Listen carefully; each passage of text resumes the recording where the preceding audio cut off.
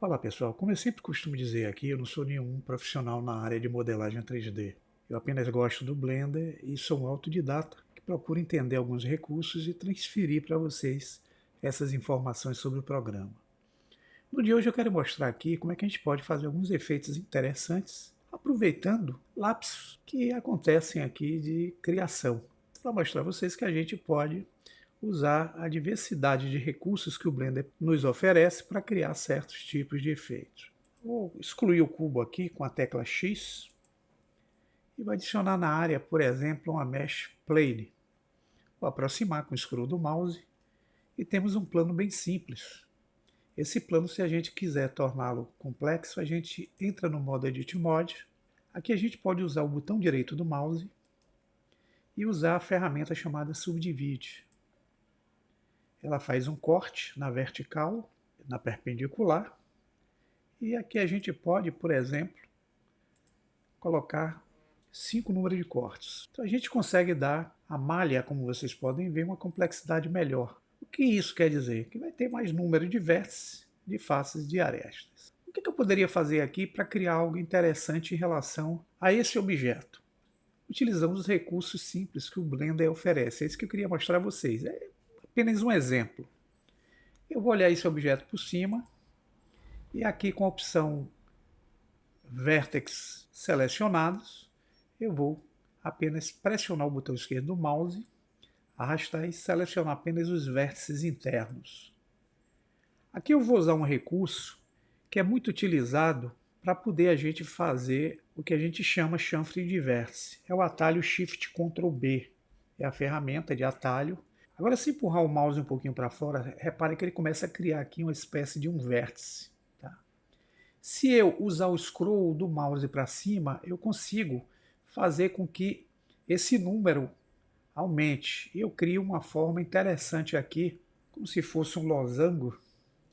Pressiono o botão esquerdo e vão abrir as propriedades. Se não estiver aberta, vocês vêm aqui no canto inferior, clicam e vai abrir essa opção. Tá?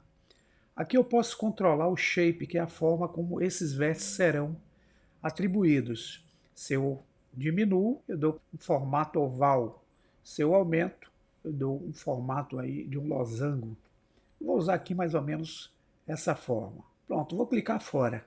O que a gente pode fazer com isso aqui para criar algo interessante dentro de uma cena com uma simples malha? Nesse exemplo eu vou aproximar a malha, vou encostar o cursor aqui, mudando a opção para Faces, tá? Vou selecionar essa face interna e vou expandir ela usando o Ctrl e a tecla mais do teclado numérico. Veja que eu consigo selecionar apenas esse formato aqui losangular, como se fosse uma estrela. Tá? Agora eu queria selecionar os demais. Simples. Eu posso vir aqui, dar o Shift G e utilizar o Area. Repare que ele seleciona para mim todos os formatos que tem aqui a forma do losango que eu criei com o chanfre de vértice. Agora eu posso, por exemplo, dar um Shift D. Veja que eu crio uma cópia desse chanfre e vocês vão notar que eu posso separar essas cópias selecionadas usando a ferramenta Separate. Eu uso o atalho P e uso o Selection. Pronto. Ele vai gerar para mim aqui um conjunto de losangos formados com o nome Plane. Por que ele deu esse nome aqui? Porque ele se utilizou do nome do primeiro objeto, que é o plano, e criou aquela cópia que eu fiz das estrelas e deu nome com uma sequência. Então aqui, agora eu posso simplesmente ocultar esse objeto que eu copiei aqui, clicando na outline, no olhinho e na câmera, tá? E volto novamente à forma e vou de novo selecionar a face interna. Vou usar o Ctrl+. Para selecionar os demais eu uso o atalho Shift G. Aqui eu uso Area, está tudo selecionado, eu uso X e vou usar Delete as faces. E vai ficar com essa abertura aí, uma malha interessante. Né? Vamos voltar para o Object Mode. E aqui nós vamos trazer de volta aquele objeto que nós duplicamos e copiamos. Está ele aqui. Agora, com esse objeto aqui, que é a cópia selecionada, nós vamos entrar no modo Edit Mode. Selecionamos todos. Usamos a tecla EZ para ele expandir de forma correta, tá, pessoal? E aqui, por exemplo, a gente pode sair e vamos ter agora um objeto com um formato 3D baseado naquele corte que nós fizemos.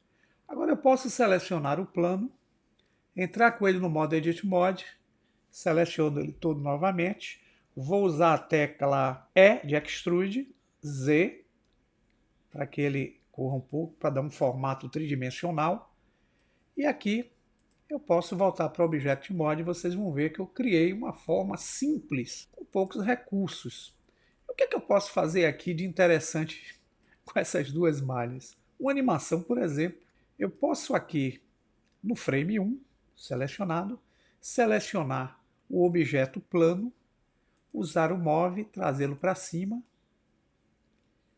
E aqui eu vou usar uma chave de animação com ele no frame 1. Com o cursor na área, digito o atalho I e vou usar a opção Location.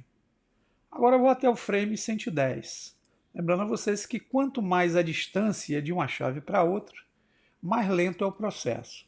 Então aqui eu vou fazer com que o objeto corra como se estivesse penetrando nas barras que eu criei.